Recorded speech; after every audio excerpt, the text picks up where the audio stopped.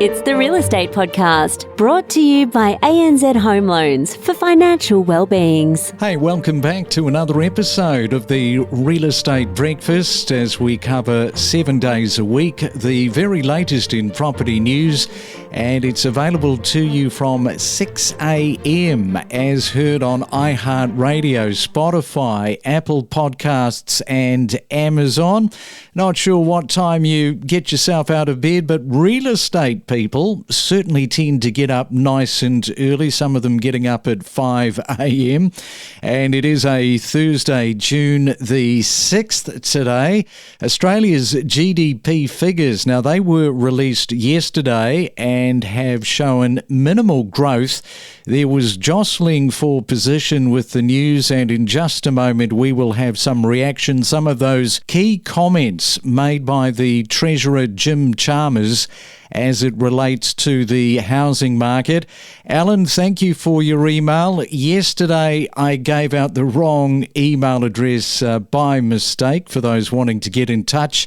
I said it slightly wrong. It is myrealestatepodcast@gmail.com. I said property podcast. And Alan, you were very quick to swoop in and save the day, so thank you for that. Any suggestions or questions, let us know. myrealestatepodcast@gmail.com. Now, yesterday we were talking about the shift that people were making to buying units. The move towards purchasing units is clear, with 39% of suburbs across Sydney, Brisbane, Melbourne and Hobart being more affordable for units compared to houses, which average at 20.5%. That came from ASTI yesterday from PRD. And joining us this morning is Lauren Jones, a buyer's agent there in Brisbane, who is seeing that firsthand, and she is dealing with first home buyers as they get set to enter the real estate market. And a very good morning to you, Lauren. Welcome to the Real Estate Breakfast this morning. Good morning, and thank you for having me. Now, older apartments, people are pretty much looking at these in terms of, there's a few reasons and we'll break them down, but strata fees when people are buying some of these old apartments, I note that you've said that they can run anywhere between $4,000 to $5,000 a year. So people need to really do the due diligence, don't they? Yeah, correct. And what I've found is that in the last 12 months, the cost of these strata fees has actually gone up. A big portion of that strata fee is building insurance. In Brisbane, we had a major flood event back in 2022, and I think that's increased a lot of the insurances as part of the levies as well. People tend to be more drawn to these older apartment styles because in Brisbane, $4,000 to $5,000 is on the cheaper side. And that's because you're not having to pay for additional amenities like swimming pools or lifts. And there's a little bit of a perception, tell us about this, among some buyers that new apartments are not built as well as the older apartments. Now, I'm not sure whether that's right or wrong, but you're dealing with people that have that perception. You know, it's funny, and a lot of people say to me, you know, they don't make them like they used to. And it can come quite true with apartments. We find often cheaper builds where they're trying to cram as many into the complex to maximise profits. Yes, we do see a lot more issues at building and pest inspections with those styles of properties than we do at older properties. However, I do find that newer builds that are more luxury or smaller complexes, they do tend to be fine as far as the building structure. Let's just sort of break it down in terms of where the market is hot at the moment. You're seeing that two-bedroom market really run off into the sunset at the moment. Absolutely. For a long time in Brisbane, no one really wanted units, but as the price of houses went up, people decided to compromise on the dwelling as opposed to compromising on the location, which has had this big push into units. I know CoreLogic's data shows that units are up about 8% this year, but from what I'm seeing on the ground in these inner ring locations, so I'm talking, you know, maybe 2 to 5 kilometres from the CBD, a lot of these have gone up $100,000. in, the last 6 months or so. You're getting lines out the door for open homes, perhaps 20 written offers on a property. It's extremely competitive, and there's also very low supply as well. And just in terms of those first-time buyers at the moment, how much of that is going on in terms of business? Because I note that you are a buyer's agent and not all first-home buyers can afford to engage with you. Yeah, it's funny. First home buyers are actually one of our key demographics that we work with. So we know that a lot of first home buyers are strapped for cash. So we offer competitive fees for those below a certain budget, and we actually allow them to pay that off by a payment plan if they really need. That's helping us work with more first home buyers. The value for using a buyer's agent has probably never been greater for a first home buyer though, because if they're not buying this month because they're not confident or they don't understand the market yet, they're probably going to have to pay maybe $15,000 the next month for a similar apartment anyway. Yeah, absolutely. And single females, this is interesting. 9 out of 10 units that you have recently sold has been sold to single females for apartments. We will come back in just a moment and we will ask Lauren to break that down for us. We'll do that next. Each week, we bring you in-depth real estate discussions, including inspiring stories from homeowners, knowledgeable real estate professionals and economists. Whether you're a buyer, seller, or just a real estate enthusiast, we are your ultimate property podcast. One of the key features of the consumption data, spending has been dominated by essentials, by non-discretionary items, and also people have needed to cover something like an extra $30 billion in mortgage interest costs in the quarter alone because of those higher interest rates as well. So if you look at the household spending data, essential household spending grew by 0.5% in the quarter, faster than the discretionary spending at 0.3%. Discretionary spending barely grew in annual terms, up just 0.1% through the year. But we also see that household disposable income was up 1.1% in the quarter to be 5.2% higher through the year. And whether it's the wage increases or the government's tax cuts, which flow from next month, that will provide some more support for household incomes as well. Let's fuel your passion for property together. Join us, along with our industry experts, to help inspire and inform your next real estate decision. And it is a Real Estate Thursday, talking real estate, talking property, this time in Brisbane. Lauren is with us. We're going to look at, Lauren, at the single female market for apartments. A lot of them are buying. 9 out of the last 10 that you've sold are coming from females. Yeah, correct. So I guess even to break that down a little bit further, so we bought for 15 single females this year. 9 of those have been apartments. And then of the apartments or units that we have purchased, 9 of the 10 were single females.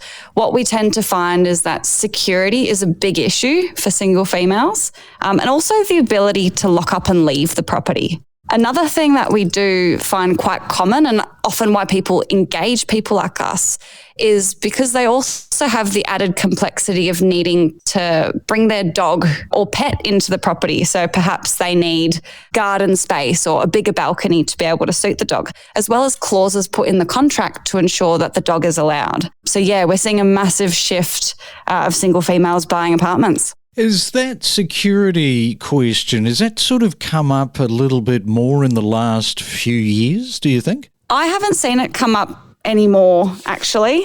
I tell you, the reason why I ask that is, like, since we've gone through COVID, there's all sorts of crazy stuff that seems to be happening. I mean, we don't need to talk about it, but when they pick up a knife, they're not too scared to use it. And there's all sorts of crazy activity, people, being locked up and quite violent. So that's the reason why I say whether or not you've seen over the last 3 years or even in the last 12 months, it's sort of risen. I have noticed an uptick in people wanting surveillance features or security features once they've purchased the property, that's for sure.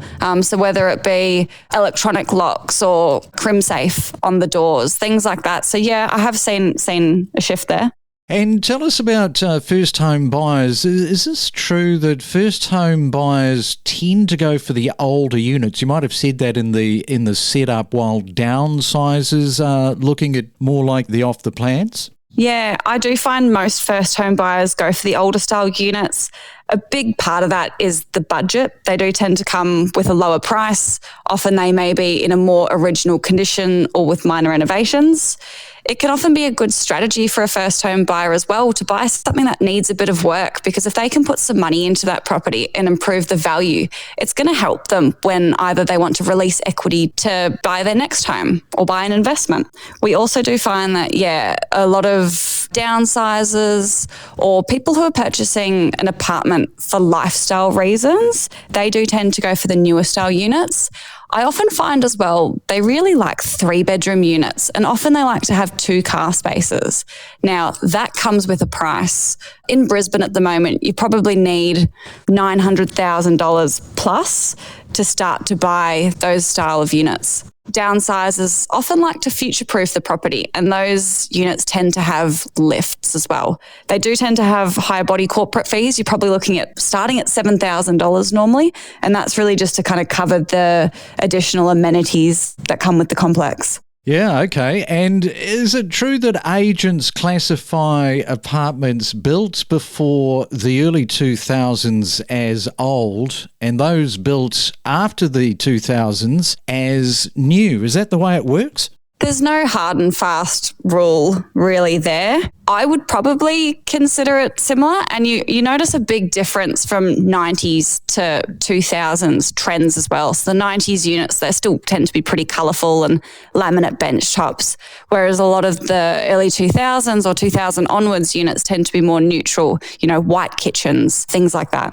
And just how busy have you been in 2024? Sounds like very busy. Oh, absolutely. Blown off my feet.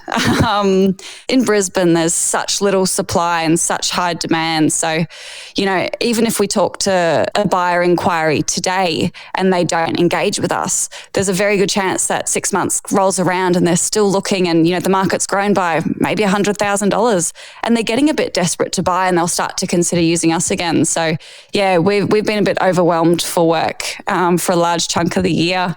Yes, we do know about a lot more properties and we have a greater chance of securing the property, but we're still not magicians. Like, we can't pull a property out of a hat if no one wants to sell it.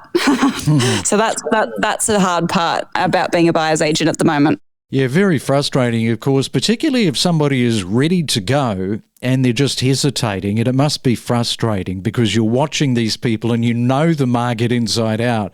You're not twisting somebody's arm up their back, but you are highlighting the fact that, if you muck around, it's only going to cost you more money within 6 months. Mm-hmm. Yeah, absolutely. Look, a lot of buyers, they'd rather not pay for a professional because they think the fees are too much. And then, 6 months down the track, they end up getting really bad buyer fatigue and they just kind of give up. All right then, Lauren. Well, that is really interesting with some of those notes that you have highlighted this morning. Thanks for coming on to the Real Estate Breakfast, and enjoy your Thursday. Thanks so much for having me. I absolutely will. Don't navigate the real estate market alone. Let us help guide you in the world of real estate every day. Make better informed decisions with the latest news and insights. I have heard quite a lot of stories and a lot of case studies where people in Sydney have chosen to migrate interstate. A lot of them have gone to Queensland. Some have gone to Hobart to search for that more affordable price point. Sandy and Lisa there in Potts Point, of course, they're saying that they're looking at going to the Gold Coast. But if you look at Brisbane now, of course, that is the second most expensive city. I mean, it's just unbelievable. It's mind-boggling what has happened to Brisbane. It stayed growing even throughout cash rate hikes. Because of all of that growth, Melbourne just couldn't compare. And so, Brisbane eclipsed Melbourne's prices as of January, and it still just kept on growing. And that's why we're now the second most expensive capital city compared to Sydney. We connect you to the best real estate information across Australia. The Real Estate Podcast.